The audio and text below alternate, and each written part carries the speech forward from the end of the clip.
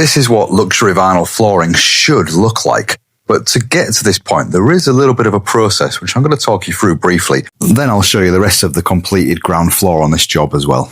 Every room on this ground floor looked like this when we arrived. We had to remove all the floorboards, all the skirting boards.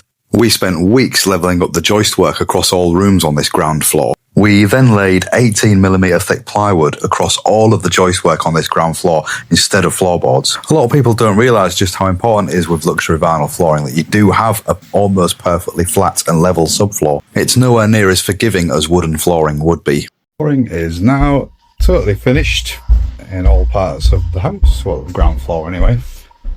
All luxury vinyl wood effect. Looks exactly like wood. You know, you looking at it, you can't even tell it's not wood.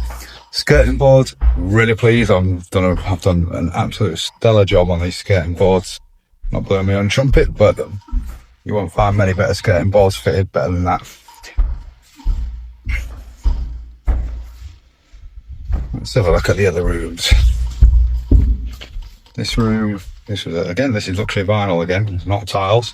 Looks like tiles, but it's not. Luxury vinyl. Skirting boards again in that corner. These more bespoke style skirting boards to match with what I've done in the hallway. And you've got the hallway.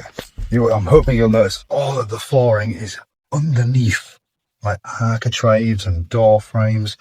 There is no place where I haven't fitted the flooring underneath the surface where it needs to go. Like there's underneath the newel post, even underneath the bottom step. I've cut away the bottom step. The bottom of the bottom step, just so I can fit the flooring underneath it. And this skirting board again, bespoke, I fit that over the top of the expansion gap. A bit of beading over the door there to hide the expansion gap. The thing I haven't done yet is put some pipe collars in. That's because the pipe collars we've got are the wrong colour really. So the client, if I get a new one, will do him and do that himself. But only a 2-minute job, that's fine. Better to get it right, isn't it?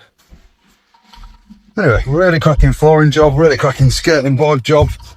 And just to take it even further, I also fitted this kitchen as well. But that's a whole nother video.